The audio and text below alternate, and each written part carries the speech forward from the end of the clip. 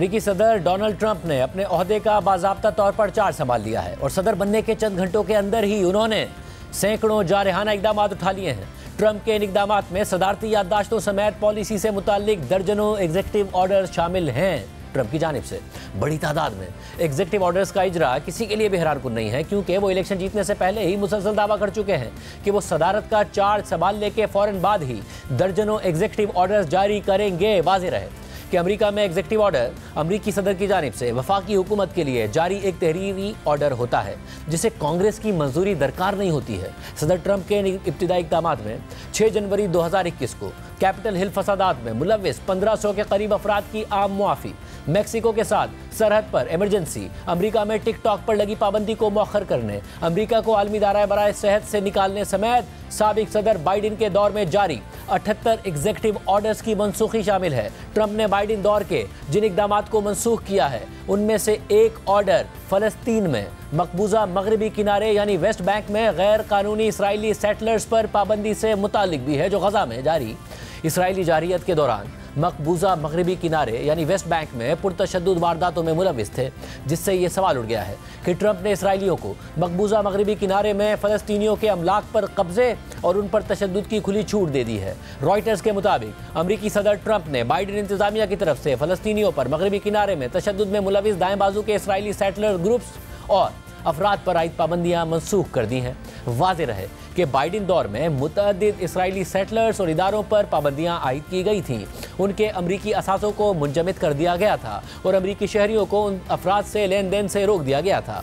Reuters के मुताबिक जहाँ दुनिया की ज़्यादातर तवज्जो गजा की जंग पर मरकूज थी, वहीं मगरबी किनारे में इसराइली सेटलमेंट्स के बढ़ते हुए तशद्दुद और अमलाक पर कब्जे ने इसराइल के कुछ मगरबी इत्तेहादियों में तशवीश पैदा कर दी थी। इस तशवीश पर बाइडेन इंतजामिया ने इसराइली हुकूमत पर बार बार ये दबाव डाला था कि वो इन इंतहा पसंदों को ऐसे इकदामात पर जवाबदेह ठहराए जिन्हें अमेरिका मसला फ़लस्तीन के 2 रियासती हल के लिए नुकसानदेह समझता है, लेकिन अमल ना होने पर इन इसराइली सेटलमेंट्स और इनसे मुंसलिक अफराद पर अमेरिका ने पाबंदियाँ आयद कर दी थी।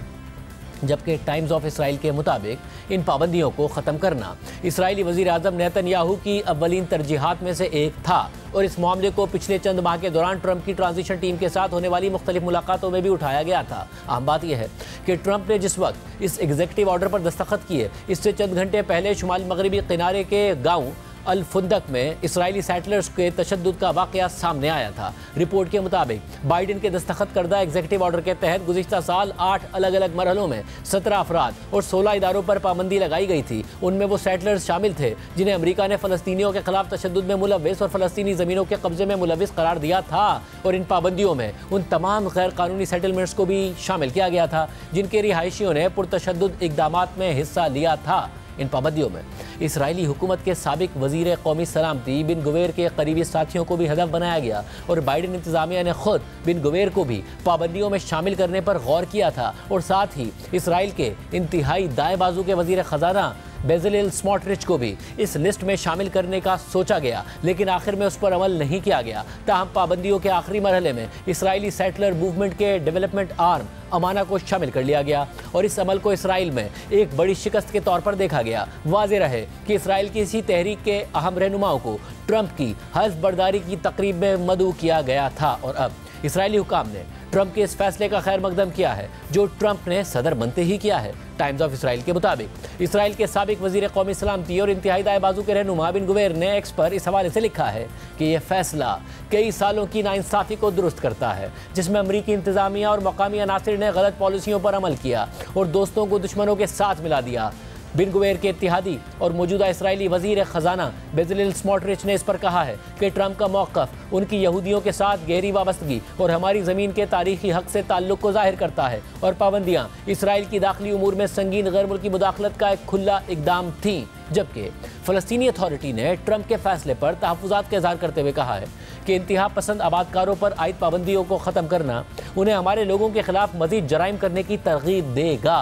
इसके अलावा पहले दिन के एजेंडे में इमिग्रेशन से मुतालिक पॉलिसी ट्रंप की अहम तरजीहात में एक रही है और इस हवाले से उन्होंने मुतादिद एग्जीक्यूटिव ऑर्डर्स भी जारी किए हैं। CNN के मुताबिक ट्रंप के पहले दिन के एजेंडे का बेशतर हिस्सा इमिग्रेशन से मुतालिक था, जो तवील अरसे से उनकी सियासत का एक अहम मौजू और महवर रहा है।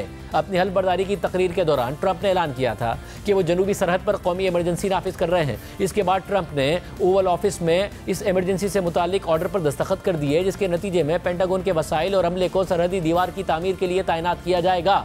और ट्रंप इंतजामिया ने अपने इब्तिदाई चंद मिनट्स में इस ऐप का इस्तेमाल भी ख़त्म कर दिया, जो मुहाजिरीन को अमरीकी कस्टम्स और बॉर्डर प्रोटेक्शन सर्विसेज को इतला देने की इजाज़त देती थी कि वो अमरीका में दाखिल होने का इरादा रखते हैं, और उन्हें सरहदी हुकाम के साथ पनाह के लिए मुलाकातें करने का शेड्यूल देने की सहूलत फराहम करती थी। इसी तरह ट्रंप ने अमरीका में पैदाइश पर शहरियत से मुताल्लिक़ कानून के हवाले से भी एक एग्जीक्यूटिव ऑर्डर पर दस्तखत कर दिए हैं, जिस पर माहिरीन के मुताबिक उन्हें काफ़ी कानूनी चैलेंजेस का सामना करना पड़ सकता है। BBC के मुताबिक पीर को ट्रंप ने पैदाइश पर शहरियत की तशरीह के हवाले से एक एग्जीक्यूटिव ऑर्डर पर दस्तखत किए हैं, ताहम इसकी तफसीलात ताहाल गैर वाज़े हैं। अमरीकी आइन में 14वीं तरमीम के जरिए पैदाइश पर शहरियत का कानून अमल में आया था, जिसमें कहा गया था कि अमरीका में पैदा होने वाले तमाम अफराद अमरीकी शहरी होंगे, मगर इस पर सदर ट्रंप ने कहा है कि वो इस कानून को ख़त्म कर देंगे, ताहम उन्हें ऐसा कोई भी इकदाम उठाने के लिए बड़ी कानूनी रुकावटों का सामना करना पड़ेगा। और अमरीका में शहरी आज़ादियों की यूनियंस और इंसानी हुकूक के दीगर ग्रोहों ने सदर ट्रंप के इस एग्जीक्यूटिव ऑर्डर को फ़ौरन चैलेंज भी कर दिया है। BBC के मुताबिक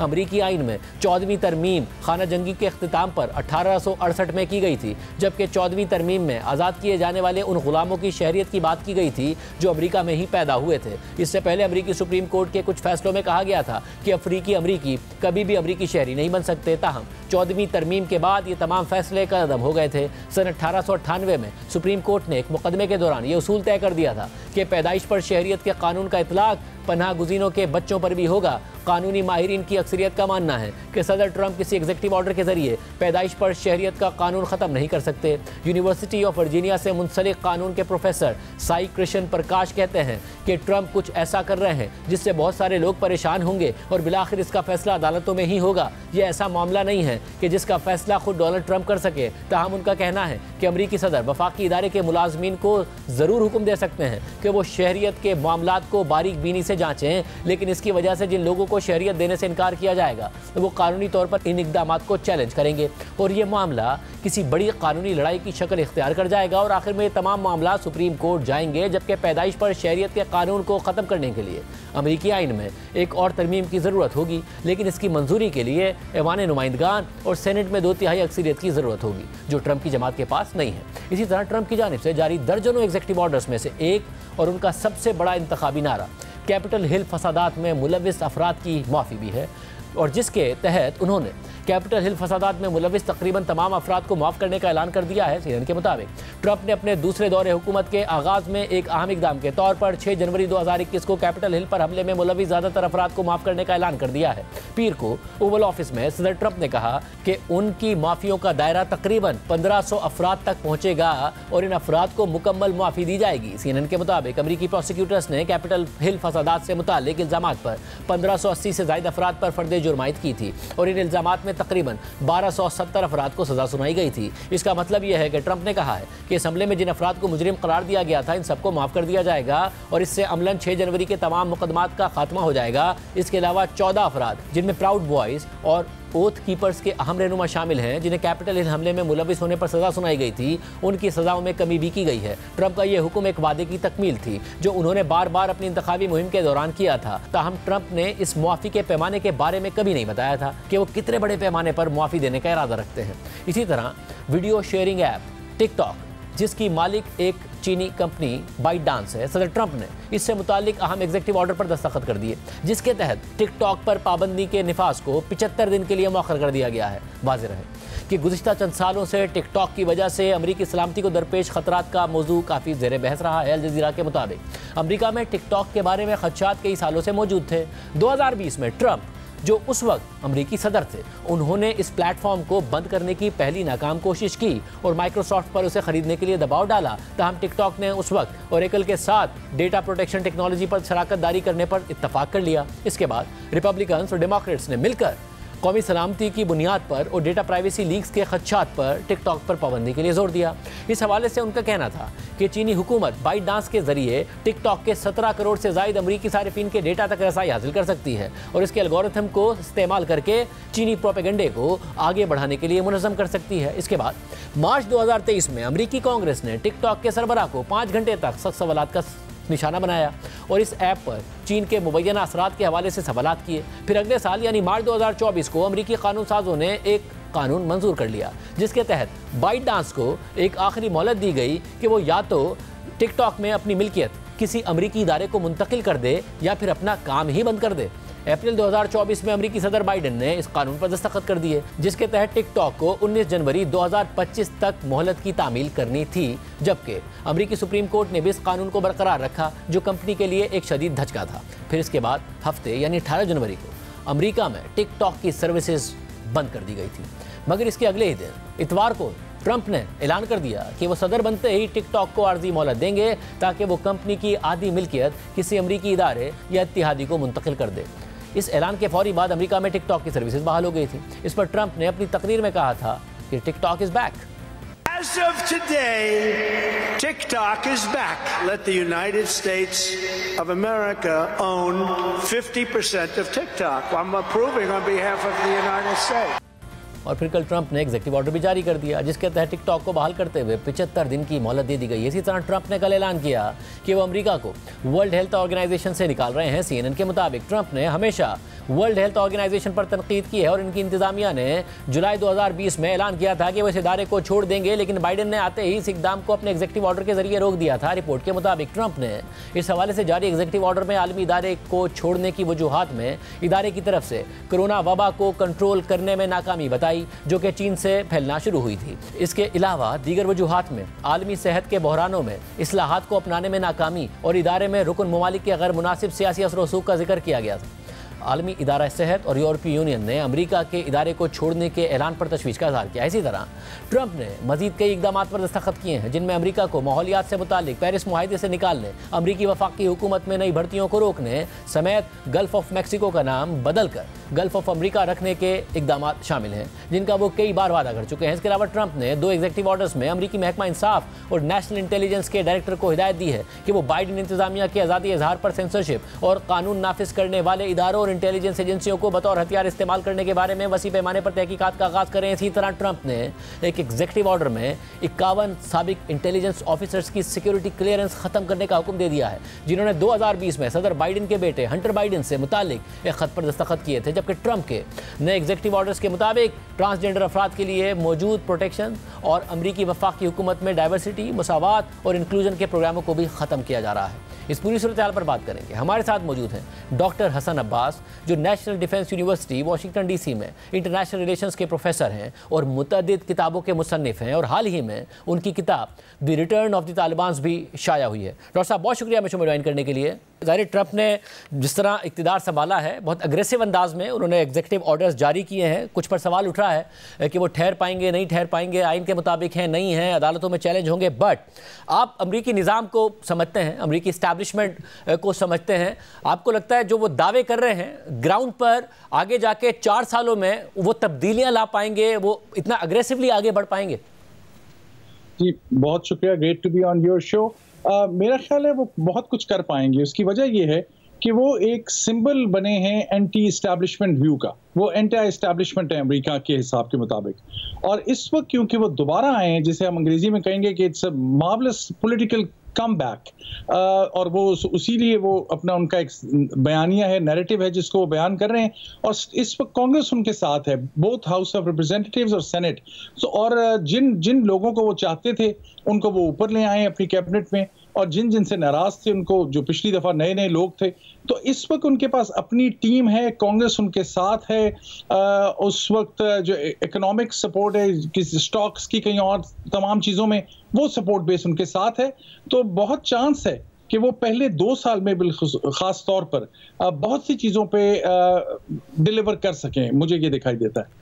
और सब जो अमेरिकन इस्टेब्लिशमेंट है, ज़ाहिर पाकिस्तान में इस्टेब्लिशमेंट का एक अलग तस्वुर है, जिस तरीके से अगर सियासी जमातों के साथ इख्तलाफात, दीगर मामलात, फिर किस तरह उसने वो डोमिनेट करती है। अमरीकी इस्टेब्लिशमेंट बामुकाबला एक पॉपुलर अमरीकी सदर जिनके पास कांग्रेस की सपोर्ट हासिल हो, तो इख्तियार इतना होता है कि पूरे निज़ाम में वो तब्दीली ला सकें जो वो क्लेम कर रहे हैं। इस्टेब्लिशमेंट किस तरह ऑपरेट करती है? बहुत अच्छा सवाल है। बात यह है कि अमेरिका में क्योंकि कॉन्स्टिट्यूशनलिज्म है, ऑथोरिटेरियनिज्म के भी बाज दफ़ा बाज सदर मुख्तलिफ मौक़ों पर, जिस तरह वॉर ऑन टेरर का वक्त था तो प्रेसिडेंट की पावर ज़्यादा आ गई थी, लेकिन बाय एंड लार्ज कॉन्स्टिट्यूशनलिज्म और रूल ऑफ लॉ जो है वो डोमिनेट करता है। अब इसमें इनको चैलेंजेस सामने आएंगे, इसमें कतन कोई शक नहीं, क्योंकि यहाँ भी बड़ी स्ट्रॉन्ग ब्यूरोक्रेसी है। इसीलिए उन्होंने अपने जो पहले अहम तरीन डिसीजन लिए उसमें तकरीबन 50 ऐसे लोग हैं अमेरिका के हसास इदारों के और CIA के जिनकी सिक्योरिटी क्लियरेंसेस उन्होंने ख़त्म कर दी हैं। इसका मतलब है कि वो ऑपरेट नहीं कर सकते। स्टेट डिपार्टमेंट में बहुत से लोग हैं जो इस वक्त थोड़े से परेशानी और क्योस का सामना कर रहे हैं, क्योंकि जो इस्टेब्लिश्ड ब्यूरोक्रेसी है वो यहाँ की इस्टेब्लिशमेंट का एक हिस्सा होती है। मल्टीनेशनल्स भी होते हैं, बिग बिजनेसेस भी होते हैं। बिग बिजनेसेस तो खैर हमने देखा, मेटा, फेसबुक, अमेजॉन, टेस्ला, वो तमाम लोग, गूगल, ये तमाम लोग, एप्पल, वो तमाम लोग खड़े थे उनके पीछे, लेकिन क्योंकि उनके बिजनेस इंटरेस्ट हैं। यहाँ की इस्टेब्लिशमेंट आप ये कह सकते हैं कुछ वो हसास इदारों में थोड़ी सी होती है, थोड़ी सी वो स्टेट डिपार्टमेंट में होती है, और कुछ वो खासी ज्यादा जो बड़ी मल्टीनेशनल कंपनीज है वहां पे होती है। लेकिन at the end of the day जो कानून की बालादस्ती है, जो कॉन्स्टिट्यूशनलिज्म है, वो प्रिवेल करती है। जब तक वो उसके पैराए के अंदर रहेंगे, और इस वक्त की जो सुप्रीम कोर्ट है अमेरिका की, जिसने कॉन्स्टिट्यूशन को डिफाइन करना है या इंटरप्रेट करना है, वो उनका झुकाव रिपब्लिकन पार्टी की तरफ है और प्रेसिडेंट ट्रंप की तरफ है। तो पहले 2 साल में इनके पास बड़ा जबरदस्त मौका है अपने एतबार से कि वो बुनियादी तब्दीलियां लेकर आएं। और एक जुमला था मिसाल के तौर पर उनका अपने इंट्रोडक्टरी इनॉग्रल स्पीच में, उन्होंने बार बार कहा कि अमेरिका की मैं इंडिपेंडेंट फॉरेन पॉलिसी बनाऊंगा। दुनिया सोचेगी ये दुनिया का ताकतवर तरीन मुल्क है, ये किससे इंडिपेंडेंस चाह रहे हैं? तो वो उनका इनडायरेक्ट जो है इंडिकेशन ये था कि जो इस्टेब्लिश्ड अमेरिका की ब्यूरोक्रेसी का व्यू है एक ग्लोबल, वो उससे हट के उसको इमिग्रेशन की चेंजेस पे लाएंगे, उसको फॉरेन पॉलिसी में उसको जो अमेरिका का एक व्यू जनरली के तमाम ग्लोबल इश्यूज पे, हेल्थ पे, एनवायरनमेंट पे, हम हर चीज पे बाज मौज़ूआत को डिफाइन करना चाहते हैं। वो कहते हैं ये नहीं होगा। मेरा मकसद है अमेरिका के अंदर की इकोनॉमी को स्ट्रॉन्ग करना, और जो लोग इर्द गिर्द से आए हैं, जो यहाँ के पूरे डेमोग्राफिक्स को चेंज कर रहे हैं, मुझे उनको रोकना है, ये इनका एजेंडा है। साहब, अब जहर जो इनका पहला टर्म था उसमें भी जो इलीगल इमिग्रेंट्स हैं उसके हवाले से उन्होंने बहुत कैंपेन की थी।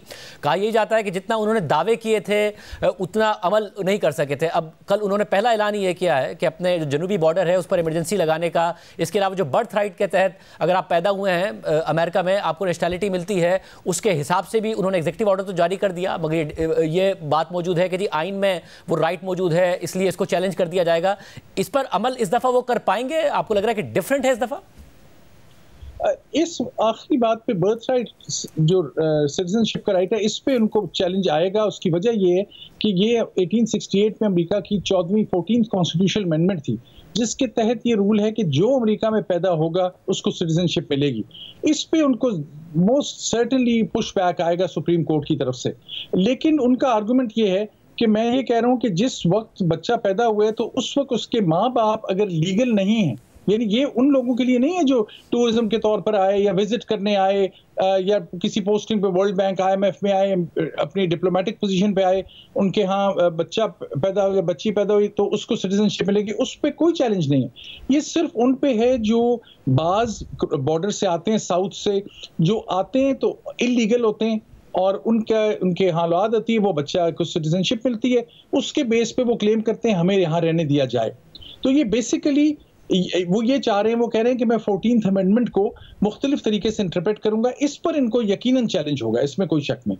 और टैरिफ्स, ज़ाहिर है दोस्त ममालिक जो हैं अमेरिका के, जिसमें कनाडा भी शामिल है, वो भी इस बात को बड़ा गौर से देख रहे हैं। चीन भी बड़ा गौर से देख रहा है। ट्रंप ने ऐलान किया कि मैं टैरिफ्स लगाऊंगा ताकि हमारे कंज्यूमर्स ना अदा करें। बट देखा यही गया है कि जब आप टैरिफ लगाते हैं तो जो ममालिक होते हैं, जो एक्सपोर्ट कर रहे होते हैं अमेरिका को, उन्हें नहीं बल्कि इम्पोर्टर को फ़र्क पड़ता है, क्योंकि कीमतें बढ़ जाती हैं, टैरिफ इम्पोर्टर अदा कर रहा होता है। ये प्रैक्टिकल है, और अगर लगाएंगे तो आपको लगता है उनको उस तरीके से फ़ायदा हो रहा होगा जिस तरह वो क्लेम कर रहे हैं? इस पे मैं थोड़ा सा तवील जवाब होगा, लेकिन मेरा व्यू ये है कि ये बुनियादी तौर पे जो ये बयान वो देते हैं, ये उनकी नेगोशिएशन टैक्टिक है।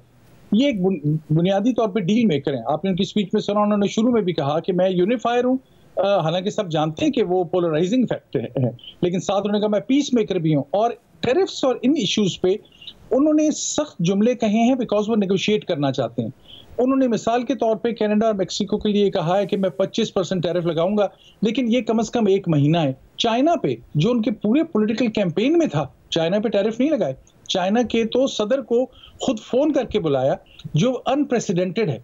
चाइना ने भी शी जिनपिंग ने अपने वाइस प्रेसिडेंट को भेजा, वो एलॉन मस्क के साथ कल उनकी बड़ी जबरदस्त मुलाकात रही। तो ये नेगोशिएशन टैक्टिक है इनका। ये चाहते हैं जिस तरह वर्ल्ड हेल्थ ऑर्गेनाइजेशन से निकले, क्योंकि वो कहते हैं कि बाकी ममालिक पैसे क्यों नहीं दे रहे, नेटो से निकले कि बाकी ममालिक भी अपने पैसे दें। ये इनका, मुझे लगता है कि ये इनकी नेगोशिएशन स्ट्रेटजी है। और ये चाहते हैं, जिस तरह उन्होंने कमिटीज बनाई है टैरिफ पे, अनाउंस नहीं किया, कमिटीज बनाने का मकसद ये है कि थोड़ी सी नेगोशिएशन की स्पेस मिल जाए और वो अल्टीमेटली ये साबित कर सकें कि उन्होंने अमेरिका की इकोनॉमिक ग्रोथ और जो रेवेन्यूज आते हैं उनमें इजाफा किया है बाय दीज स्ट्रेटजीज। ये उनकी अप्रोच है। मतलब अब जो सीज फायर एग्रीमेंट हुआ, ज़ाहिर उसमें उनका किरदार रहा, उनके रिप्रेजेंटेटिव भी मौजूद थे और उन्होंने स्पीच में इसका क्रेडिट भी क्लेम किया। अब जब वो एग्जीक्यूटिव ऑर्डर्स में ये भी शामिल है कि जो फ़लस्तीन में जो वेस्ट बैंक है, मकबूजा मगरबी किनारा, उस पर जो गैर कानूनी इसराइली सेटलर्स थे जिन पर बाइडेन इंतजामिया पर पाबंदी लगाई गई क्योंकि वो पुरतशद्दुद वारदातों में मुलविस थे, उन पर से पाबंदी उन्होंने ख़त्म की है। तो पैलेस्टाइन फ़लस्तीनी किस तरीके से देखें ट्रंप के दौर को? ज़ाहिर वो बहुत प्रो इसराइल है, पहले भी बयान देते रहे, इवन बाइडेन इंतजामिया पर तनकीद करते रहे कि उनका रवैया जितना सख्त होना चाहिए उतना नहीं है।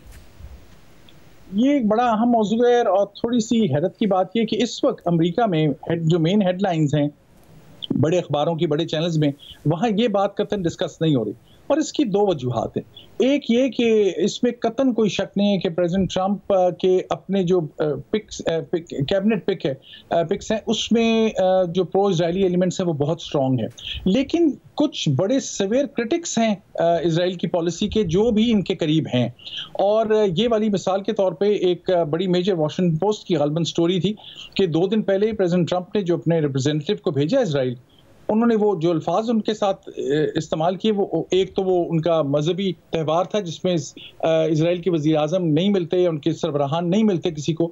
उनको कहा गया कि हमें पता है कि आप कितने मजहबी हैं, ज़ाती तौर पर मेहरबानी करें, दफ्तर आएँ और ये मीटिंग करें। उसके बाद उनको कहा गया, जो लफ्ज़ थे वो मैं आपके इस्तेमाल नहीं कर सकता, जो उनको जुमला कहा गया कि ये जो डील है इसको एक्सेप्ट करो, क्योंकि ये डील 1 साल से कतर बार बार कह रहा है, 1 साल से it was on the table. तो प्रेसिडेंट ट्रंप ने कहा कि जनाब उस दिन 3 लोग छोड़े गए हैं हॉस्टेजेस इजराइल के, मेरे ख्याल 90 या 100 के करीब फलस्तीनी छोड़े गए हैं। तो प्रेसिडेंट ट्रंप ने बज़ाहिर तो उनकी एक झुकाव है और अमेरिकन पॉलिसी का वो हिस्सा है, अमेरिका की जो इंटरनेशनल पॉलिसी है, फॉरेन पॉलिसी है, उसका ये एक पिलर है इजराइल की सपोर्ट। लेकिन प्रेसिडेंट ट्रंप बामुकाबला अगर आप उनका करें प्रेसिडेंट बाइडेन की स्ट्रेटजी से, तो मुझे लगता है कि ये किसी हद तक, बल्कि हो सकता है खासी हद तक इस पूरे इशू पर एक बैलेंस लाने की कोशिश करें। और इसीलिए बाज़ लोग जो प्रो इजरायली हैं वो थोड़े से परेशान भी हैं, क्योंकि president Trump is his own man. ये ऐसे नहीं है कि इनको कोई कागज़ पे लिखी हुई तहरीर दी जाए या कोई पॉलिसीज रिकमेंडेशन हो तो ये उसको पढ़ें और उसके मुताबिक चलें। ये he has his own mind जिसे हम अंग्रेजी में कहेंगे, और ये अनप्रेडिक्टेबल भी हैं। इनकी रेड लाइंस हैं अपनी, और ये नेगोशिएशन करने के लिए बड़ी बड़ी सख्त बातें कह देते हैं।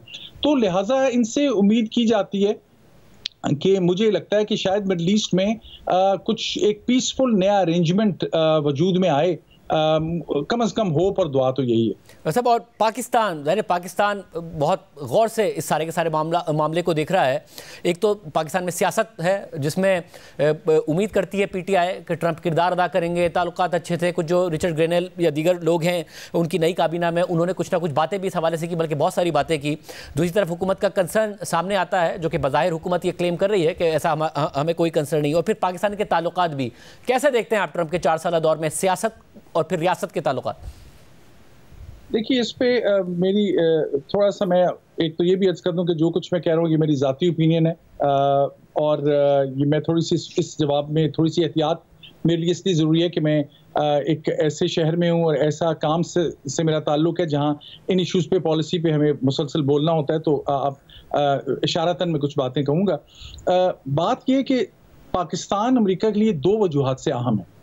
एक, पाकिस्तान के न्यूक्लियर वेपन्स की वजह से, और क्योंकि बहुत बड़ा न्यूक्लियर आर्सेनल है, और दूसरा ये कि पाकिस्तान को चाइना के कैंप में जाता हुआ अमेरिका देख रहा है, बल्कि अमेरिका के जो स्ट्रेटेजिस्ट्स हैं उनके एतबार से तो पाकिस्तान इस वक्त चाइना के कैंप में है। अब पहली बात यह कि न्यूक्लियर स्टेबिलिटी बड़ी, इसलिए पाकिस्तान की स्टेबिलिटी अमेरिका के लिए बड़ी अहमियत रखती है, क्योंकि पाकिस्तान के जो गल्फ से भी ताल्लुकात हैं। मेरा एक ज़माने में काम था PhD पे और मेरी किताब भी थी पाकिस्तान के न्यूक्लियर प्रोग्राम्स पे, तो अक्सर मुझसे अमरीकी एक्सपर्ट्स जो हैं सवाल किया करते थे कि ये लिबिया, नॉर्थ कोरिया, फलां तो डॉक्टर कदीर खान का वाक़या हो गया, ये और किसको तो पाकिस्तान नहीं वेपन दे देगा। और सवाल, ये थोड़ी सी सेंसिटिव बात है, इनडायरेक्ट ये होता था कि टर्की, सऊदी अरेबिया, कहीं वहां तो नहीं टेक्नोलॉजी ट्रांसफर होगी किसी वक्त। मेरा ख्याल है पाकिस्तान ने अपने न्यूक्लियर सिक्योरिटी पे बहुत ज़बरदस्त काम किया है, जो क्रेडिट देना चाहिए जहां पे ड्यू है, और मेरा ख्याल है उसकी वजह से ये जो खदशात थे कम हो गए। लेकिन फॉर एक न्यूक्लियर स्टेट की स्टेबिलिटी अमेरिका के लिए अहम है। चाहे इस पे तो लिहाजा बातचीत चलती रहेगी, दोनों मुल्क की अफवाज, सिक्योरिटी इदारे अक्सर आपस में मिलते रहते हैं।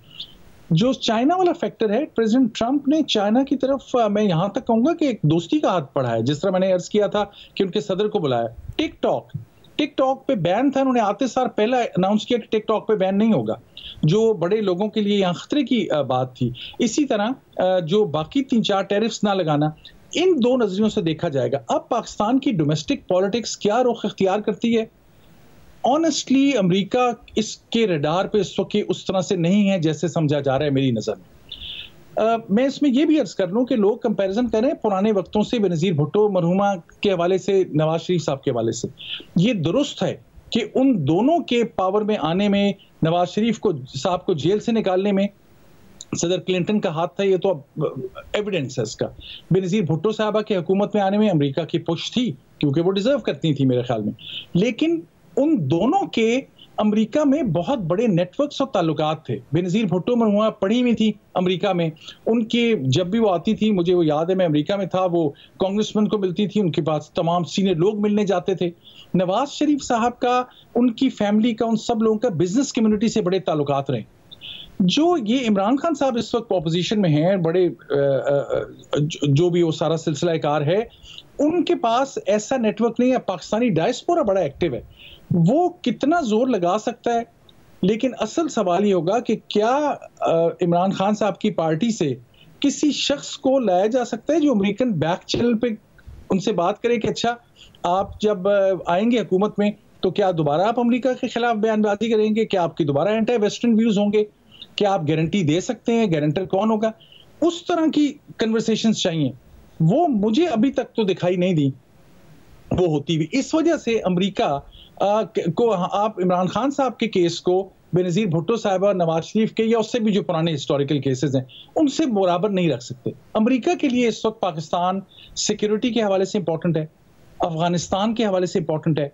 कल सदर ट्रंप ने जब अपनी इनॉग्रेशन स्पीच की, उससे पहले एक उनकी प्री इनॉग्रेशन सेलिब्रेशन स्पीच थी, बहुत अहम स्पीच है। मैं चाहूंगा आप वो जरूर दिखाएं भी और कम से कम लोग जानें। उसमें उन्होंने अफगानिस्तान के बारे में बड़ी सख्त बात की। उन्होंने कहा कि ये जो वेपन्स हैं अफगानिस्तान में, 8 या 10 बिलियन डॉलर के अमेरिका छोड़ गया, उन्होंने कहा वो हमें वापस चाहिए। अब ये भी एक नेगोशिएशन टैक्टिक होगा शायद। इस वक्त पाकिस्तान की कन्वर्जेंस मुझे होती नजर आ रही है पाकिस्तान और अमेरिका की ऑन तालिबान रिलेटेड इश्यूज और ISK जो है दैश, इस्लामिक स्टेट ऑफ खुरासान। तो इस वक्त सिक्योरिटी के डोमेन में है। जब भी सिक्योरिटी इंपॉर्टेंट फैक्टर होगा तो उस वक्त पाकिस्तान की इस्टेब्लिशमेंट के ताने बाने ताल्लुक जो हैं वो जरा ज्यादा अहमियत रखेंगे निस्बतन। मुझे इस तरह से बात होती नजर आ रही है। बहुत शुक्रिया प्रोफेसर हसन अब्बास की गुफ्तगू आपने सुनी। प्राइम ब्रेक शामिल करते हैं। सुप्रीम कोर्ट में बहुत अहम डेवलपमेंट हो रही है, खतूत लिखे जा रहे हैं, एक अहम अफसर को हटा दिया गया है। मामला आपके सामने रखेंगे ब्रेक के बाद। सुप्रीम कोर्ट में रेगुलर और आईनी बेंच के इख्तियारात और आपस के इख्तलाफात का तनाज़ा, जजिस की आपस की खतो किताबत और सुप्रीम कोर्ट के आला ओहदेदार की बरतरफी तक फैल गया है। गुज़िश्ता रोज़ सुप्रीम कोर्ट के सीनियर तरीन जज जस्टिस मंसूर अली शाह की सरबराही में कायम बेंच ने बेंचेस के दायरा अख्तियार से मुताल्लिक मुकदमा रेगुलर बेंच के सामने ना रखने पर एडिशनल रजिस्ट्रार को तौहीन अदालत का नोटिस दे दिया था। और आज चीफ जस्टिस याया आफरीदी ने एडिशनल रजिस्ट्रार को बरतरफ कर दिया है, जबकि जस्टिस मंसूर अली शाह की सरबराही में कायम बेंच ने आज इस मामले पर एक बार फिर बरहमी का इजहार कर दिया है और जस्टिस याया आफरीदी और आईनी बेंच के सरबराह जस्टिस अमीनुद्दीन खान के नाम 3 जजेस ने खत भी लिख दिया है। पहले इस सारे मामले का पस मंजर आपके सामने रखते हैं। गुज़िश्ता रोज सुप्रीम कोर्ट के आईनी और रेगुलर बेंचेस के इख्तियारात के केस की समाअत के दौरान जस्टिस मंसूर अली शाह की सरबराही में कायम बेंच ने एडिशनल जुडिशल रजिस्ट्रार नज़र अब्बास को तौहीन अदालत का नोटिस जारी कर दिया था। सुप्रीम कोर्ट के सीनियर तरीन जज जस्टिस मंसूर अली शाह की सरबराही में जस्टिस आयशा मलिक और जस्टिस इरफान सादत खान पर मुश्तमिल 3 रुकनी बेंच गुज़िश्ता कुछ अरसे से टैक्स से मुताल्लिक केस की समाअत कर रहा है। 13 जनवरी को दौरान समाअत दरख्वास्त गुजार ने आइन के आर्टिकल 191A के तहत बेंच के दायरा इख्तियार पर ही सवाल उठाते हुए कहा कि 26वीं आईनी तरमीम के तहत मौजूदा बेंच समाअत का अहल ही नहीं है। किसी कानून के आईनी या गैर आईनी होने का फैसला आईनी बेंच ही कर सकता है। इस पर जस्टिस मंसूर अली शाह ने रिमार्क्स दिए थे कि यह मामला आइन की तशरीह का है और मौजूदा आईनी निज़ाम के तहत इस बेंच को ये इख्तियार हासिल नहीं है। लेकिन सवाल यह है कि क्या हमसे दायरा इख्तियार वापस लिया जा सकता है? ये अदलिया की आज़ादी का सवाल है। आर्टिकल 191A के जरिए अदालत से दायरा इख्तियार छीना गया है। इस अदालत के अंदर अलग बेंच कैसे बनाया जा सकता है? ये अदलिया की आज़ादी और इख्तियार की शिकों से मुतसादिम है। हम पहले इस मामले को देखेंगे। इसके बाद अदालत ने समाअत मुलतवी करते हुए वकला को तैयारी के साथ आने की हिदायत कर दी थी, मगर अगली समाअत से पहले ही 15 जनवरी को इस बेंच में तब्दीली करके जस्टिस इरफान सादत खान की जगह जस्टिस अकील अब्बासी को बेंच में शामिल कर दिया गया। ताहम अगली सुबह यानी 16 जनवरी को समाअत के आगाज़ में जस्टिस मंसूर अली शाह ने रिमार्क्स दिए कि justice Akeel Abbasi Sindh high court में इस केस का फैसला कर चुके हैं। आज केस नहीं चल सकता। पीर को पहले वाला 3 रुकनी बेंच ही केस को सुनेगा। ताहम कल यानी पीर को जब जस्टिस मंसूर अली शाह की सरबराही में बेंच समाअत के लिए बैठा तो उसमें जस्टिस इरफान सादत खान शामिल नहीं थे। बेंच के सामने वकील सफाई बैरिस्टर सलाहुद्दीन पेश हुए और कहा कि मैं कराची से आया हूं, आज मुकदमा समाअत के लिए मुकर्रर ही नहीं हुआ। जस्टिस मंसूर अली शाह ने रिमार्क्स दिए कि मैं इस बारे में मालूम कर लेता हूं। एडिशनल रजिस्ट्रार सुप्रीम कोर्ट नज़र अब्बास पेश होकर बताएं कि आज केस क्यों समाअत के लिए मुकर्रर नहीं हुआ। मुख्तसर वक्फे के बाद दोबारा समाअत हुई तो डिप्टी रजिस्ट्रार जुल्फ़िकार अली अदालत में पेश हुए और बताया कि एडिशनल रजिस्ट्रार तबीयत खराबी के बाइस आज अदालत नहीं आए हैं। जजिस कमेटी के इजलास में फैसला किया गया था कि यह केस 27 जनवरी को समाअत के लिए मुकर्रर किया जाए। जस्टिस मंसूर अली शाह ने रिमार्क्स देते हुए कहा कि कमेटी के पास ऐसा कोई इख्तियार नहीं है कि वो केस ही ना लगाए। जस्टिस आयशा मलिक ने रिमार्क्स दिए कि कमेटी के पास ऐसा कोई इख्तियार नहीं है कि वो केस ही ट्रांसफ़र कर दे। ये बहस हमारी अदालत में भी हो सकती थी कि 26वीं आईनी तरमीम के तहत ये केस आईनी बेंच में जाएगा। इसके बाद एडिशनल जुडिशल रजिस्ट्रार नज़र अब्बास को तौहीन अदालत का नोटिस जारी करते हुए अदालत ने हुक्मनामे में लिखा कि 16 जनवरी को अदालत ने हिदायत की थी कि 20 जनवरी को 1 बजे केस मुकर्रर किया जाए। हमने हुक्मनामे में कहा था कि इसी बेंच के सामने केस समाअत के लिए मुकर्रर किया जाए। ताहम आज केस की कॉज लिस्ट ही जारी नहीं की गई। 16 जनवरी को जुडिशल ऑर्डर की मौजूदगी में अदालती हुक्म को नज़रअंदाज कैसे किया जा सकता है? जजिस कमेटी ने जुडिशल ऑर्डर को नज़रअंदाज किया। इसके बाद आईनी और रेगुलर बेंचेस के इख्तियारात से मुताल्लिक केस की समाअत आज तक के लिए मुलतवी कर दी गई थी और फिर सुप्रीम कोर्ट ने एडिशनल रजिस्ट्रार जुडिशल को तौहीन अदालत का नोटिस जारी करते हुए हुक्म दिया था कि वो ज़ाती हैसियत में पेश होकर वजाहत दें। और आज इस केस की समाअत आज जस्टिस मंसूर अली शाह और जस्टिस अकील अब्बासी पर मुश्तमिल 2 रुकनी बेंच ने की और सुप्रीम कोर्ट के रजिस्ट्रार से पूछा कि अदालती हुक्म के बावजूद केस मुकर्रर क्यों नहीं हुआ। रजिस्ट्रार ने अदालत को बताया कि बेंचेस के इख्तियारात से मुताल्लिक केस आईनी बेंच का था, गलती से रेगुलर बेंच में लग गया। जस्टिस अकील अब्बासी ने सवाल किया कि अगर गलती थी तो अरसे से जारी थी, अब इदराक कैसे हुआ? मुआज़रत के साथ गलती सिर्फ इस बेंच में मुझे शामिल करना थी। मैं इस केस को हाई कोर्ट में सुन चुका था, मालूम नहीं मुझे इस बेंच में शामिल करना गलती थी या क्या था। जस्टिस मंसूर अली शाह ने सवाल किया कि प्रैक्टिस एंड प्रोसीजर कमेटी का इस मामले पर इजलास कैसे हुआ? क्या कमेटी ने खुद इजलास बुला लिया या आपने दरख्वास्त की?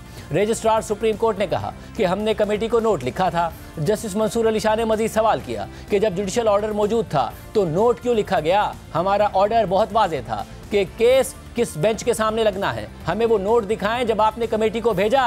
रजिस्ट्रार ने कमेटी को भेजा गया नोट पेश कर दिया तो जस्टिस मंसूर अली शाह ने रिमार्क्स दिए कि इस नोट में गलती का इदराक तो नहीं किया गया। इसमें आप लिख रहे हैं कि 16 जनवरी को एक ऑर्डर जारी हुआ है, आप इस ऑर्डर की बुनियाद पर नया बेंच बनाने का कह रहे हैं। ऑर्डर में तो हमने बताया था कि केस किस बेंच में लगना है। रजिस्ट्रार ने इस पर जवाब दिया कि प्रैक्टिस एंड प्रोसीजर कमेटी ने केस आईनी बेंच की कमेटी को भिजवाया था। आईनी बेंच कमेटी ने आईनी तरमीम से मुतालिका मुकदमात 27 जनवरी को समाअत के लिए मुकर्रर किए। जस्टिस मंसूर अली शाह ने रिमार्क्स दिए कि यह केस शायद आपसे गलती से रह गया, लेकिन बेंच में आ गया तो कमेटी का काम खत्म हो गया। कमेटी चलते हुए केसेस वापस ले तो अदलिया की आज़ादी तो ख़त्म हो गई ना। जहां महसूस हो कि फैसला हुकूमत के खिलाफ हो सकता है तो केस ही बेंच से वापस ले लिया जाए। ये केस आपसे रह गया और हमारे सामने आ गया। आखिर अल्लाह ताला ने भी कोई मंसूबा डिज़ाइन किया ही होता है। जैसे अकील अब्बासी ने रिमार्क दिए कि हमारे केस सुनने से कम आईनी तरमीम का केस तो मुकर्रर हुआ, पहले तो शोर डाला हुआ था लेकिन तरमीम का केस मुकर्रर नहीं हो रहा था। टैक्स के केस में कौन सा आईनी तरमीम का जायजा लिया जाना था जो मुकदमा वापस ले लिया गया। जस्टिस मंसूर अली शाह ने रिमार्क दिए कि मुझे प्रैक्टिस एंड प्रोसीजर कमेटी इजलास में शिरकत का कहा गया था, लेकिन मैंने कमेटी को बता दिया था कि मैं जुडिशल हुक्म जारी कर चुका हूं, इजलास में आना लाजमी नहीं है। एक अदालती हुक्म को इंतजामी सतह पर कैसे ख़त्म किया जा सकता है। जैसे अकील अब्बासी ने रिमार्क दिए कि एक केस सुनने से क्यों इतनी परेशानी हो गई कि बेंच से केस ही मुंतकिल कर दिया गया। जस्टिस मंसूर अली शाह ने कहा कि मैं एक वजाहत करना चाहता हूँ। 17 जनवरी को जजेस कमेटी के 2 इजलास हुए, मुझे रेगुलर जजेस कमेटी के इजलास में मदऊ किया गया। मैंने जवाब दिया कि मैं जुडिशल ऑर्डर दे चुका हूं, कमेटी में मेरा बैठना मुनासिब नहीं है। फिर 17 जनवरी को ही आर्टिकल 191A(4) के तहत आईनी बेंच कमेटी का इजलास हुआ। जिस वक्त अदालती बेंच में केस था उस वक्त 2 इजलास एक ही दिन हुए।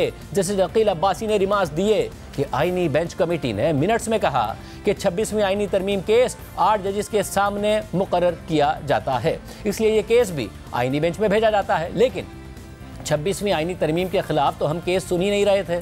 चले अच्छा है, इस केस के बहाने दीगर केसेस तो लगना शुरू हो गए। जस्टिस मंसूर अली शाह ने रजिस्ट्रार से मुकालमा करते हुए रिमार्क दिए कि ऐसा केस जिस पर जुडिशल ऑर्डर हो चुका उसे वापस कैसे लिया जा सकता है। जजेस कमेटी ने अगर कोई ऑर्डर दिया हुआ है तो वो दिखा दें। जजेस कमेटी को अदालती बेंच से केस वापस लेने का इख्तियार ही नहीं है। आप पेशावर हाई कोर्ट में भी रहे, आपको चीज़ों का इल्म तो होगा। कमेटी की तरफ से अदालती बेंच से केस वापस लेने से तो अदलिया की आज़ादी का खात्मा हो जाएगा। रजिस्ट्रार सुप्रीम कोर्ट ने कहा कि प्रैक्टिस एंड प्रोसीजर कानून एक्ट ऑफ पार्लियामेंट है। प्रैक्टिस एंड प्रोसीजर कानून के तहत जजेस कमेटी अदालती बेंच से केस वापस ले सकती है।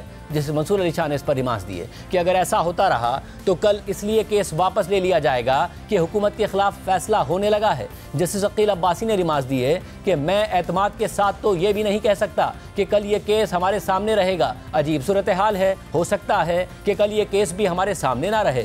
जस्टिस मंसूर अली शाह ने रिमार्क दिए कि हम तौहीन अदालत के मामले पर किस हद तक जा सकते हैं, इस मामले को भी देखेंगे। इसके बाद 2 रुकनी बेंच ने हामिद खान और मुनीर मलिक को अदालती मुआविन मुकर्रर कर दिया और इस सवाल पर मुआवनत तलब कर ली कि क्या जजेस कमेटी जुडिशल ऑर्डर के बावजूद बेंच तब्दील कर सकती है। इस पर additional attorney general Aamir Rahman ने कहा कि तौहीन अदालत की कार्रवाई के इख्तियार में अदालत ऐसा सवाल फ्रेम नहीं कर सकती। जस्टिस मंसूर अली शाह ने रिमार्क दिए कि हम आपको सुनेंगे और उसके बाद केस की मज़ीद समाअत कल तक के लिए मुलतवी कर दी गई। इसके बाद जस्टिस मंसूर अली शाह और जस्टिस आयशा मलिक और जस्टिस अकील अब्बासी की तरफ से चीफ जस्टिस याया अफरीदी और जस्टिस अमीनुद्दीन को लिखा गया खत भी सामने आ गया, जिसमें उस टैक्स मुकदमे का हवाला दिया गया जिसकी समाअत के दौरान बेंच के इख्तियार समाअत का मामला उठाया गया था। खत में लिखा है कि 13 जनवरी 2025 को जस्टिस मंसूर अली शाह, जस्टिस आयशा मलिक और जस्टिस इरफान सआदत खान पर मुश्तमिल बेंच के सामने मज़कूरा केस की समाअत हुई। बेंच ने इस तरह के मुकदमात की समाअत के लिए रेगुलर बेंच के दायरा इख्तियार से मुताल्लिक एक अहम सवाल के तौर पर एक हुक्म जारी किया। ताहम 16 जनवरी को बेंच की दोबारा तश्कील कर दी गई और बेंच के एक रुकन justice Akeel Ahmed Abbasi Sindh high court में दिए गए फैसले के मुसन्निफ होने की वजह से इस मामले की समाअत ना कर सके। लिहाजा हमने दफ्तर को हिदायत की कि वो 20 जनवरी बरोज़ पीर दोपहर 1 बजे साबका बेंच के सामने केस को मुकर्रर कर दे। आज हमें मुतल्ला किया गया कि मज़कूरा केस को मुकर्रर ही नहीं किया गया है। हमें यह भी बताया गया है कि यह मामला supreme court practice and procedure committee ने 17 जनवरी को दोपहर 12 बजे उठाया था। हम में से एक यानी जस्टिस मंसूर अली शाह ने कमेटी के रुकन होने के नाते कमेटी के चेयरमैन को ज़ुबानी तौर पर बताया था कि उन्होंने अदालती हुक्मनामा जारी कर दिया है और उनका नुक्ता नज़र रिकॉर्ड पर मौजूद है जिस पर गौर किया जा सकता है और उन्हें कमेटी के इजलास में ज़ाती तौर पर मौजूद होने की ज़रूरत नहीं है। हम हैरान व परेशान हैं कि अदालती हुक्म के बावजूद आज 20 जनवरी को किसी भी बेंच के सामने मुकदमात को समाअत के लिए मुकर्रर नहीं किया गया है। ये बात तशवीशनाक है कि कमेटी की जानिब से केस की समाअत के लिए पहले ही 3 रुकनी बेंच तश्कील दिया गया था जिसने 13 जनवरी को केस की समाअत की। 16 जनवरी को नया बेंच ऊपर बयान की गई वजह से केस की समाअत नहीं कर सका और अदालत ने सिर्फ ये हिदायत की कि कमेटी की तरफ से तश्कील करदा साबका बेंच 20 जनवरी को जुज़वी तौर पर इस मामले की समाअत करेगा। इस पस मंज़र में सबसे पहले तो कमेटी को इस मामले को उठाने की ज़रूरत ही नहीं थी क्योंकि दफ्तर का काम सिर्फ इस केस को पहले वाले बेंच के सामने मुकर्रर करना था क्योंकि इस मामले की जुज़वी समाअत की जा चुकी थी। अगर कमेटी इस मामले को उठा भी लेती तो वो एक बार फिर वही बेंच तश्कील दे सकती थी जैसा कि पहले तश्कील दिया गया था, और 20 जनवरी को समाअत के लिए मुकर्रर कर सकती थी जैसा कि अदालती हुक्म में जिक्र किया गया है, या फिर कमेटी जस्टिस अकील अहमद अब्बासी की जगह तीसरा रुकन शामिल करके बेंच की तश्कील नौ कर सकती थी। किसी भी सूरत में कमेटी अदालती हुक्मनामे को नजरअंदाज नहीं कर सकती थी और 20 जनवरी को बेंच के सामने मुकदमात की समाअत के लिए तय करने की पाबंद थी। हमें कमेटी की तरफ से जारी किए गए हुक्म का इल्म ही नहीं है और हमें कुछ भी नहीं बताया गया है। हमने ये भी देखा है कि पूरे हफ्ते के लिए हमारे बेंच की कॉज लिस्ट को तब्दील कर दिया गया है और मुकर्रर शुदा तमाम केसेस को इस सिलसिले में कोई हुक्म जारी किए बगैर कॉज लिस्ट से हटा दिया गया है। अदालती हुक्म की तामील करने में दफ्तर की नाकामी न सिर्फ इदारे की सालमियत को मजरू करती है बल्कि इस अदालत के तयशुदा कानून की खिलाफ वर्जी है, जिसमें वाज़ेह तौर पर कहा गया है कि इंतजामी अहकामात किसी भी बेंच के मामला उठा लेने के बाद उसके दायरे अख्तियार को नहीं छीन सकते। इससे बेंचेस की आज़ादी के बारे में भी संगीन खदशात पैदा होते हैं। इस तरह की अदम तामील अदालत की तौहीन है, अदलिया पर अवाम के एतमाद को ख़त्म करती है और इंसाफ के मुनसिफाना और गैर जानिबदाराना इदारे के तौर पर इसकी साख को नुकसान पहुँचाती है। दयानतदारी का तकाजा है कि अदालत की आज़ादी, शफाफियत, जजिस के इत्तेहाद और अदालत की कारकर्दगी को हमवार रखने के लिए 16 जनवरी के अदालती हुक्म की तामील की जाए और दफ्तर को अदालती हुक्म और इस खत के मंदरजात के मुताबिक मज़कूरा केस को आज दोपहर 1 बजे मुकर्रर करने की हिदायत की जाए। मगर ये केस आज दोपहर 1 बजे 3 रुकनी बेंच के सामने मुकर्रर नहीं हुआ और इसके बजाय सुप्रीम कोर्ट की तरफ से शाम को एक एलामिया सामने आ गया जिसमें संगीन गलती करने पर एडिशनल रजिस्ट्रार जुडिशल को बरतरफ करने और आईनी मुकदमात आईनी बेंच कमेटी की हिदायत के मुताबिक मुकर्रर करने की बात की गई है। एलामिया में लिखा है कि सुप्रीम कोर्ट ने संगीन कोताही पर एडिशनल रजिस्ट्रार जुडिशल को हटा दिया है और रजिस्ट्रार को यह मामला देखने की हिदायत कर दी है। इस मसले में ऐसे केसेस के तायुन में बदइंतजामी शामिल है जहां कस्टम एक्ट के कवानीन को चैलेंज किया गया था। इन मुकदमात को आईनी बेंच के सामने मुकर्रर करने की जरूरत थी, लेकिन गलती से सुप्रीम कोर्ट के रेगुलर बेंच के सामने मुकर्रर कर दिए गए, जिसके नतीजे में इदारे के साथ साथ फरीकैन के भी वक्त और वसाइल का ज़िया हुआ। मज़कूरा मुकदमात 3 जजिस के रेगुलर बेंच के सामने मुकर्रर कर दिए गए थे। इन मुकदमात की समाअत 13 जनवरी को हुई, जहां केस के मेरिट के हवाले से कस्टम एक्ट के सेक्शन 11A के ज़ेली सेक्शन 2 की आईनी हैसियत को चैलेंज किया गया और इस बिना पर बेंच के दायरे अख्तियार को भी चैलेंज कर दिया गया। इसके बाद मुकदमात को 16 जनवरी तक मुलतवी कर दिया गया। अपनी तरफ से संगीन कोताही का एहसास करते हुए जुडिशल ब्रांच ने एक नोट के जरिए सुप्रीम कोर्ट की प्रैक्टिस एंड प्रोसीजर कमेटी से रुजू किया। गलती की संगीन नोयत को मद्देनजर रखते हुए 17 जनवरी को चीफ जस्टिस की सरबराही में कमेटी का इजलास हुआ और कमेटी ने नोट किया कि आइन के आर्टिकल 191A की शिक नंबर 3 को शिक नंबर 5 के साथ पढ़ा जाए तो वाज़े तौर पर इस तरह का दायरा अख्तियार आईनी बेंच के ही पास है और किसी के पास नहीं है। इसलिए कमेटी ने इन मुकदमात को रेगुलर बेंच से वापस ले लिया और हिदायत की कि उन्हें दोबारा मुकर्रर करने के लिए आइन के आर्टिकल 191A के तहत तश्कील दी गई आईनी बेंच कमेटी के सामने रखा जाए। रेगुलर कमेटी ने यह भी हिदायत की कि मुस्तकबिल में आइन के आर्टिकल 191A के तहत आने वाले तमाम केसेस को आईनी बेंच कमेटी के सामने रखा जाएगा, चाहे किसी भी रेगुलर बेंच ने कोई भी हुक्म दिया हो। रेगुलर कमेटी ने सुप्रीम कोर्ट के रजिस्ट्रार को हिदायत की कि तमाम ज़ेर इल्तवा मुकदमात की जांच पड़ताल के अमल को तेज़ किया जाए और इस अदालत में रोज़ाना चलाए जाने वाले केसेस पर पूरी तवज्जो दी जाए ताकि इस तरह की गलतियों को दोहराया ना जाए। ये बात काबिल ज़िक्र है कि आईनी बेंच कमेटी ने भी 17 जनवरी को मीटिंग की थी और 26वीं आईनी तरमीम को चैलेंज करने वाले तमाम मुकदमात को निपटाने का फैसला किया था। लिहाजा 8 जजिस पर मुश्तमिल आईनी बेंच 27 जनवरी को इन दरख्वास्तों की समाअत करेगा। इसके अलावा जस्टिस मंसूर अली शाह और जस्टिस अकील अहमद अब्बासी पर मुश्तमिल रेगुलर बेंच ने आज एडिशनल रजिस्ट्रार जुडिशल के खिलाफ शुरू की गई तौहीन अदालत की कार्रवाई की समाअत की। ताहम एडिशनल रजिस्ट्रार जुडिशल की अदालत की वजह से registrar supreme court Mohammad Saleem Khan bench के सामने पेश हुए। उन्होंने इस्तदा की कि मुकदमात का तयन गलती की वजह से हुआ जिसका जायज़ा लिया जा रहा है। उन्होंने ये भी इस्तदलाल किया कि इस बेंच के सामने से केसेस को डीलिस्ट करना एडिशनल रजिस्ट्रार की बदनीयती पर मबनी अमल नहीं था, इसके बजाय ये रेगुलर कमेटी की हिदायत की तामील में किया गया एक इकदाम था। सुप्रीम कोर्ट ने एडिशनल रजिस्ट्रार जुडिशल की बरतरफी का हुक्म जारी कर दिया है। चीफ जस्टिस ने रजिस्ट्रार सुप्रीम कोर्ट को हिदायत की है कि वो ज़ेर इल्तवा मुकदमात की जांच पड़ताल को जल्द मुकम्मल करने के लिए मजीद वसाइल मुख्तस करें ताकि फरीकैन और कानूनी बरादरी को तकलीफ से बचाया जा सके। इसके बाद ये खबर भी आ गई है कि एडिशनल रजिस्ट्रार के खिलाफ तौहीन अदालत केस सुप्रीम कोर्ट ने डीलिस्ट कर दिया है और इस हवाले से रजिस्ट्रार ऑफिस ने नोटिस जारी कर दिया है। इस पूरी सूरत हाल पर बात करेंगे। नुमाइंदा जियो न्यूज़ अब्दुल करीम सिद्दीकी हमारे साथ मौजूद। सिद्दीकी साहब, बहुत शुक्रिया शो में ज्वाइन करने के लिए। आप ज़ाहिर मामले को करीब से देख रहे हैं, कवर कर रहे हैं। ये मामला समझा जाए कि ख़त्म हो गया या आईनी बेंच के सामने मामला जाने हैं, नॉर्मल बेंच के सामने, फिर जजिस के आपस के मामलात हैं, इख्तिलाफात हैं, ये किसी और सिमत में जा रहा है मामला? जी शज़ेब, मामला इख्तियार समात का है, जुरिस्डिक्शन का है, और इसमें जो मुकदमात को फ़िक्स करने की और बेंचेस तश्कील देने के हवाले से प्रैक्टिस एंड प्रोसीजर कानून है। और ये वही कानून है जो कि आपको याद होगा कि प्रैक्टिस एंड प्रोसीजर के ऊपर फुल कोर्ट ने फैसला किया था और इसको एक वैलिड कानून करार दिया था, जिसमें जस्टिस मंसूर अली शाह भी शामिल थे। अब यहाँ पे सूरत हाल बहुत इस तरह से इंटरेस्टिंग है मेरे लिए, वो ये कि जो ऑर्डर पास किया फिक्स करने का कि ये वापस जो है जस्टिस मंसूर, जस्टिस आयशा और जस्टिस इरफान सादत के बेंच में ही मुकदमा फिक्स किया जाए, जिसकी पासदारी ना करने पर कंटेम्प्ट की प्रोसीडिंग शुरू की गई है। अब दिलचस्प बात ये है कि प्रैक्टिस एंड प्रोसीजर कानून के हवाले से ये इख्तियार तो जजेस कमेटी का है। अब जजेस कमेटी का इख्तियार क्या जुडिशल ऑर्डर के ज़रिए से एज्यूम किया जा सकता है, ये भी एक बहुत बड़ा सवाल है। और फिर आज भी यही बात हुई कि इस पर जो है वो असिस्टेंस की जाएगी। अब जबकि एक आइन बड़ा वाज़े है, और जैसे कि 17 जनवरी की जो जजेस कमेटी के मीटिंग मिनट्स भी आज प्रेस रिलीज़ के ज़रिए जारी हो गए हैं, और उसमें ये कह दिया गया है कि जजेस कमेटी ने ये फैसला किया है कि 191A के तहत जो आइनी जुरिस्डिक्शन है, किसी भी आइन या कानून की तशरीह का मामला वो आइनी बेंच के अंदर ही जाएगा, और ख़ास बेशक इस पर रेगुलर बेंच ने कोई भी ऑर्डर पास कर रखा हो। तो ये भी एक बहुत सिग्निफिकेंट मामला है।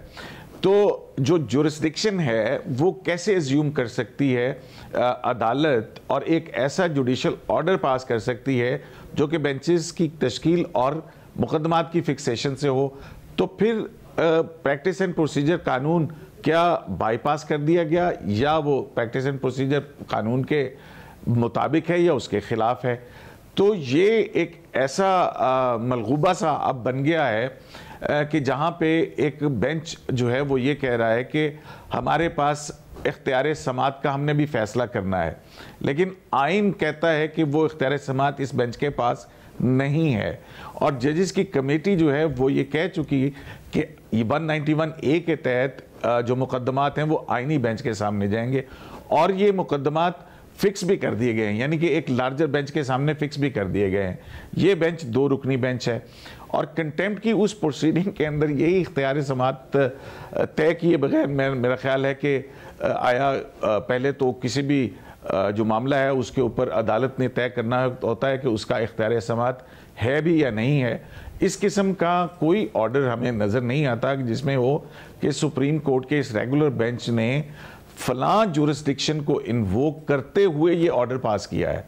तो पहले तो ये एक बहुत बड़ी हर्डल है, और फिर एक ऐसा मुकदमा जो कि उस अदालत के सामने फिक्स ही नहीं था। तो ये एक बिल्कुल अंडा पहले या मुर्गी पहले वाली सूरत हाल है, जिसमें 2 मुख्तलिफ सूरत हाल बनी हैं। और 26वीं आईनी तरमीम के तहत ये कॉन्फ्लिक्ट जो है, इसकी वजह आपको भी पता है, मुझे भी पता है कि 26वीं आईनी तरमीम के बाद से और मुख्तलिफ मुकदमात का एक पस मंज़र है। हमने chief justice Pakistan justice Yahya Afridi से भी ये बात की थी कि ये जो जज साहिबान के दरमियान आपस में इख्तलाफ राय पाया जाता है, और ये जो चपकलिश है ये क्या ख़त्म हो गई है। तो उन्होंने इसका जवाब ये दिया था कि वक्त गुजरने के साथ साथ उसके ऊपर काबू आ जाएगा, यानी कि वो मौजूद है। तो जजेस साहिबान के दरमियान इख्तलाफ भी है, और ऊपर से एक ऐसा लीगल या एक जो रजिस्ट्रार की गलती, उस गलती की वजह से रजिस्ट्रार के खिलाफ इक़दाम भी हो चुका। अब उसके खिलाफ कंटेम्प्ट ऑफ कोर्ट की कार्रवाई का हुक्मनामा अभी तक जो है वो सामने नहीं आया, क्योंकि वो मुकदमा उस बेंच के सामने लिस्टेड ही नहीं था। तो ये मामला ऐसे पेचीदा और उलझ गए हैं कि जब अब अगर हम देखें तो यही मुकदमा जो है वो जो कॉज लिस्ट आज फिर दो ऐसा हुआ है कि 2 कॉज लिस्ट जारी हुई हैं। एक में है कि डी लिस्ट कर दिया गया है, एक में है कि ये मुकदमा बेंच के सामने मौजूद है। अब हमें नहीं इल्म है कि कौन सी लिस्ट जो है वो काबिल कबूल होगी। तो कल फिर एक नया इशू जो है वो सामने आएगा, और 27 को अगर ये मुकदमा 2 बेंचेस के सामने लगा हुआ है तो फिर प्रैक्टिस एंड प्रोसीजर कानून की वायलेशन, फिर एक कॉन्स्टिट्यूशनल जुरिस्डिक्शन की वायलेशन, तो मामला मुझे बहुत गंभीर होते हुए नजर आ रहे हैं। बहुत शुक्रिया KMC साहब की राय आपने सुनी। 26वें आईनी तरमीम के बाद अदलिया की आज़ादी पर जो सवाल खड़ा हुआ है वो सवाल बहरहाल अभी तक मौजूद है। देखते हैं आगे जाके इस हवाले से क्या डेवलपमेंट्स होती हैं। आज प्रोग्राम इतना ही, अल्लाह हाफ़िज़।